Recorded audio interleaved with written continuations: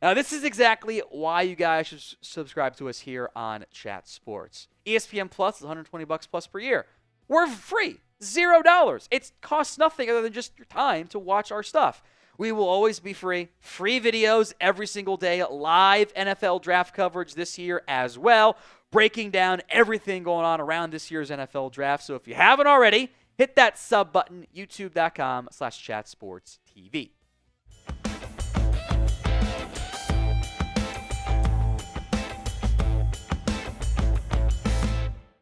Mel Kiper has dropped what seems to be his final 2025 NFL mock draft. He has not said it was his final one in the article, but Field Yates had said it was his final one. And last year, he did something similar where he didn't put out a mock draft beyond this time of the year. So let's get into it. 2 rounds. We'll go quick at some parts, slower in others. Cam Ward. Look, the second the Titans canceled their Shedeur Sanders meeting, it was very clear this team is taking Cam Ward number 1 overall. Barring some stunning trade, it's Cam Ward at number 1. Number 2 is where the draft begins. Is it Sanders, Abdul Carter, or is it Travis Hunter, the wide receiver / corner out of Colorado, who'd probably play more receiver in the NFL, in Cleveland in particular. So Hunter goes 2, leaving a quarterback hole for Cleveland. The Giants also pass on Shedeur Sanders. They go Abdul Carter. It's in a unique trio with Abdul Carter, Brian Burns, Kayvon Thibodeau, which I don't know how that fits together, but this is just the Giants taking the best player on the board, and that's tough to get too mad about. With Carter and Hunter off the board, the Patriots take Will Campbell. Now, look, I don't think there's going to be a trade up here for a QB. Mel kind of hinted at that. If Hunter and Carter are off the board, plugging in Campbell, who's got arm length concerns, but can be a starter at left tackle in theory, does fill their biggest need. Number 5, Mason Graham to the Jacksonville Jags. I just think this makes so much sense. I think Mel has mocked this in every single one of his mock drafts, since the year ended. It makes sense. It fills a need, and it's probably BPA as well. Number 6, Ashton, Jeanty, the Raiders there. I think there's a chance they go corner here. I don't think they're going to go Shedeur after having re-signed Geno Smith as well. But adding a legitimate number 1 back to a group that doesn't have a real one is a huge need filled. Armand Membou to the Jets. And you go back-to-back tackles, right? Olu Fashanu and then at left tackle and Membou at right tackle. Tyler Warren, I think, also makes some sense, but with what Aaron Glenn saw in Detroit, maybe offensive line investment is the path they choose to go. Also the same pick in 4 straight mock drafts for Mel Kiper, Jalon Walker, the edge / linebacker, really, out of Georgia. He can do a bit of both and probably will do a bit of both. I think Mel probably views him more as an off-ball linebacker. Also of note, he has a pre-draft visit with the Browns, which I found really interesting too. Here is the Shedeur Sanders landing spot. Number 9 to the Saints. Mel is a big Shedeur Sanders fan. I'll make note. Look, if Shedeur doesn't go to the Saints, he might slide a lot, barring a trade-up. The Bears aren't going to go QB. The Niners, the Cowboys, the Dolphins. I don't think the Colts, the Falcons, the Cardinals, the Bengals, probably not Seattle. The Bucs aren't going QB. And then it's Denver's not going QB. Then you get to 21. So there's kind of a big fall-off. If he doesn't go 9, does he get all the way down to 21? That's a pretty big question mark for me. So prediction time. Will Shedeur Sanders end up being a top 10 pick? Y for yes, N for no. Let me know in the comment section of today's video. It's the pinned comment. The ad comes here on YouTube. Take advantage of it. Head down there and let me know. No Jeanty. Top 2 linemen are gone. Oftentimes you see Tyler Warren mocked here. That is what Mel Kiper has the Bears doing. A lot of 2 tight end personnel could be a ton of fun for Ben Johnson and Chicago. I like Will Johnson a lot. I don't know if the Niners are going to spend a first-round pick on a corner. They've got pretty big needs along the trenches, but I would not be mad at it. I think he is a very, very talented football player. Mel seems to be convinced Omarion Hampton's going to be the pick here out of North Carolina for the Cowboys. The Cowboys beat writers don't seem to be nearly as confident in that one, even the one over at ESPN. Keep an eye on Teterow McMillan, maybe Matthew Golden here as well. Jahdae Barron to the Dolphins at 13. They got a lot of needs, and the cornerback 2 spot is certainly one of them. I am a big fan of Barron's game, of his play. The arm length means he won't be for everybody. With no Tyler Warren, Colston Loveland is the pick at 14 out of Michigan. The Colts got nothing from the tight end room last year. So adding an impact starter, whether it's Warren or in this case Loveland, makes a ton of sense. The Falcons had 31 sacks all year. Second fewest in the NFL last year. I feel like every mock draft is the Falcons adding insert pass rusher. Every one of them. Mike Green's got outfield stuff to that, but he was incredibly productive as a pass catcher last year. Or pass rusher. Excuse me. Number 16, Matthew Golden to the Cardinals. So back-to-back first-round picks on a wide receiver. Golden does fit in pretty well as a number 2 receiver, but they've also paid Trey McBride. It's not the worst idea, but I'd be slightly surprised given just the sheer investments there. Jihad Campbell at number 17 out of Alabama to the Bengals. We'll see what happens with Jermaine Pratt. I'm a bit surprised he wasn't cut or traded already. But if the Bengals add Campbell, then Pratt ends up being gone. Campbell is a pure off-ball linebacker. If we count Joe Morton as a hybrid, I think is the best one in this class. I'm curious what the plan would be for Kelvin Banks. Is he a guard or a tackle for Seattle? Because Seattle has to figure out their guard spot. Or would they play Banks there? Would they kick him over to the right side? Because you're not going to play him over Charles Cross. But interior O-line presence, I think, is where you're probably going to play him if you're Seattle, is a pretty big need. Nicky Manwari out of South Carolina to the Buccaneers here, which I often mock Jihad Campbell. The Bucs had some inconsistencies in the back end of their secondary, so adding a very dynamic playmaker with the athletic traits that's really intriguing, I don't hate it at all. Denver should be pretty happy here, even though I think Teterow McMillan is a little bit similar to Courtland Sutton. I think he's the best non-Travis Hunter athlete, wide receiver in this year's class. The backs are gone, Jeanty and Hampton. You got size, too. Sutton, T-Mac, and Evan Ingram is a really fun grouping in Denver. Who do you think ends up being the first wide receiver taken in this year's NFL draft? 2 main contenders, TM for Teterow McMillan, MG for Matthew Golden. Let me know in the comment section of today's show. Number 21, I like this fit if they don't have a quarterback in mind, which Mel said he pivoted away from Jackson Dart here. Derek Harmon, I think, is a great fit for what Pittsburgh does on defense, and they could kind of use the help here. Gray Zabel is the pick at 22 overall, the North Dakota State guard/center.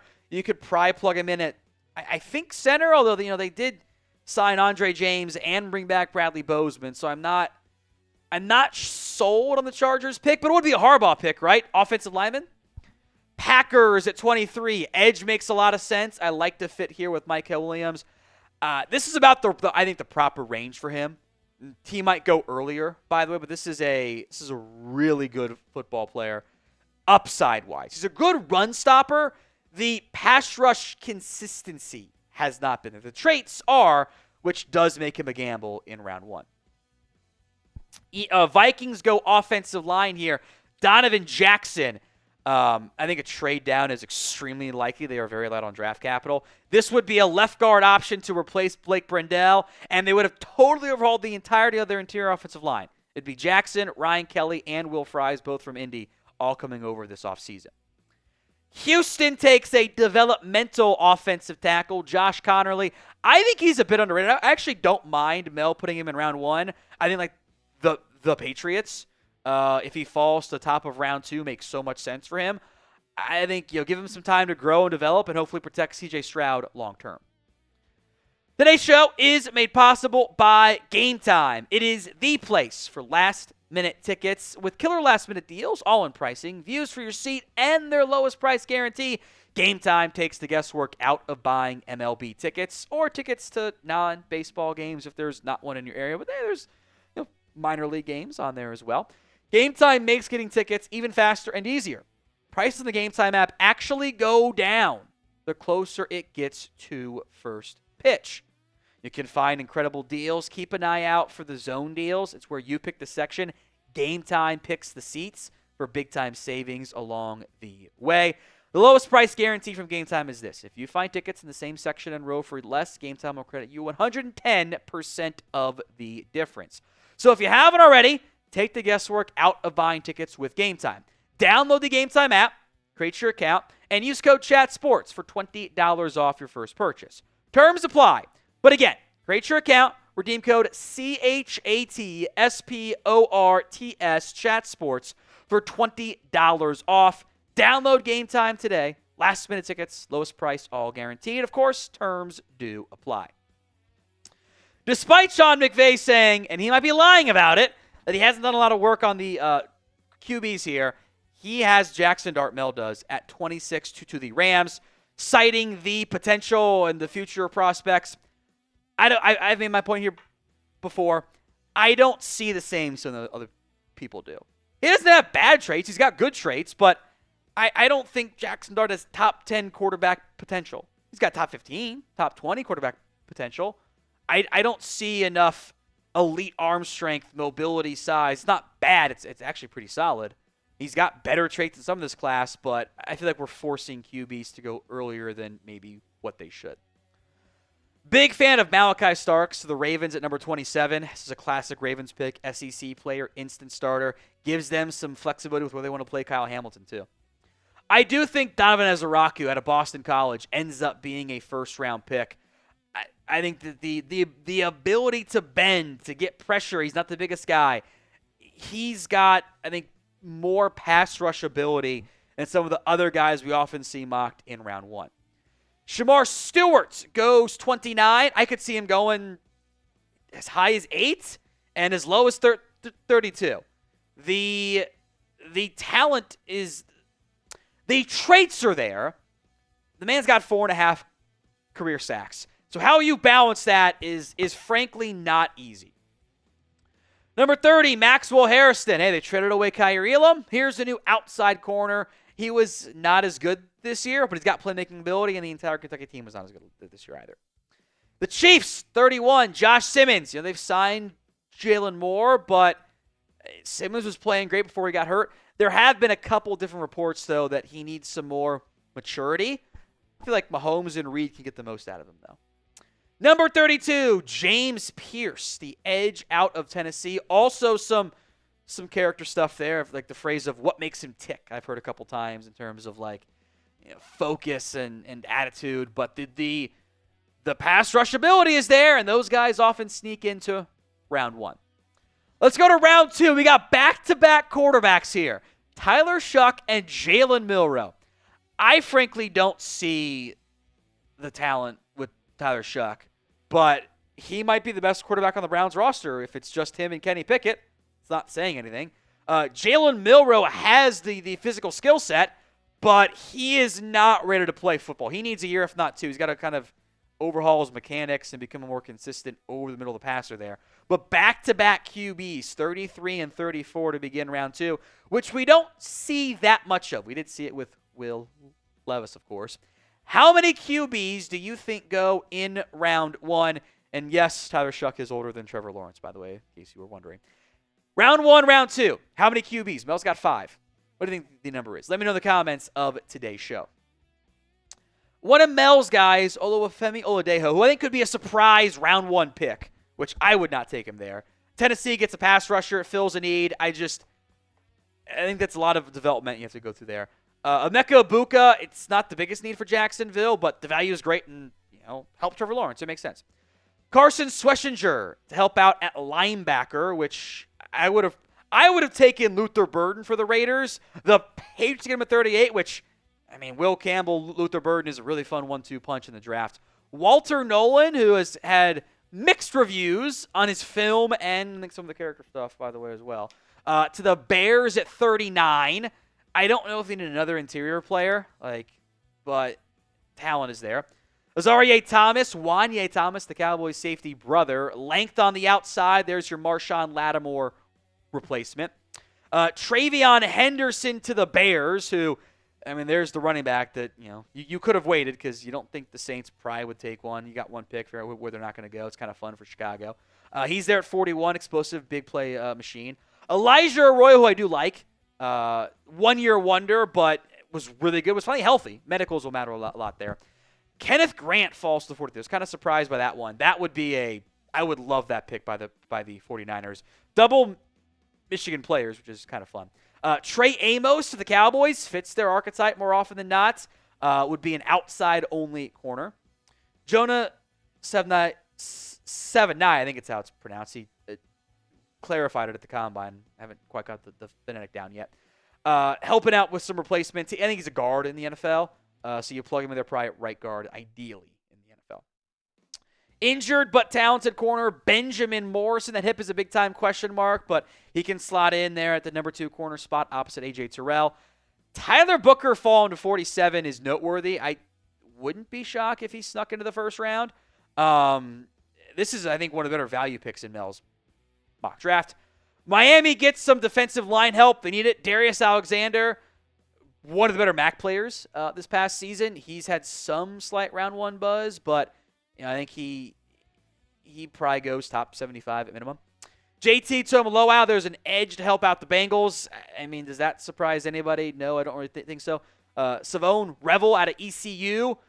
Man, that's a lot of fun to put Reek Wolin and I guess Devin this one on the nickel. But again, what the hell is Seattle going to do on O-line? Also, by the way, just make note, their GM loves drafting backs. I would not be shocked if they took one early. Quinshon Judkins goes to Denver here, so it's a T-Mac Judkins combo is super fun for the Broncos. We'll come back to pick 52 here. Who is the better OSU running back? TH Travion Henderson, Hugh J for Quinshon Judkins. Could be a big gap between receiver like 4 and 5. Jaden Higgins at Iowa State. I actually like Jalen Knoll more, but Higgins offers more size. Nick Scorton, who I think played too heavy at A&M, which might have been an A&M issue, not a Scorton issue, was great at Purdue. I think he can bounce back, like him in round 2. Jack Besh, which they need a receiver. I would like someone that gets open a little bit more consistently against man coverage. Mason Taylor, that is, by the way, Jason Taylor's son, Zach Thomas's nephew to the Chargers. That makes sense, doesn't it? That's a logical fit. Love the Tyreek Williams pick here to help stop the run. He could be a top 50 pick in this year's class. Isaiah Bond out of Texas. He's fast. There's talent. I think there's questions about just like the consistency overall. Jalen Knowles a very fun player. I don't know how many slot receivers Houston needs, but I think the value of 58 is very good. David Walker out of Central Arkansas is a FCS player, very productive. I think 59 is rich for him, but he did test pretty well. Anthony Belton, this is also a little bit rich for me. This is where Mel can kind of get a little weird with some of his picks, frankly. He probably does kick inside to guard, so he can compete with Christian Mahogany for that spot. Darian Porter is a classic Dan Quinn pick because he's long, fast, and lanky. He's also old and has not been a super consistent defender. He hasn't played a lot. Xavier Watts, love that pick for Buffalo, one of my favorites. Caleb Johnson with the Chiefs is fun. He's going to be a zone-heavy runner. I like Kevin Winston, too. Eagles don't normally go safety, but it actually does fill a need with Chauncey Gardner-Johnson gone.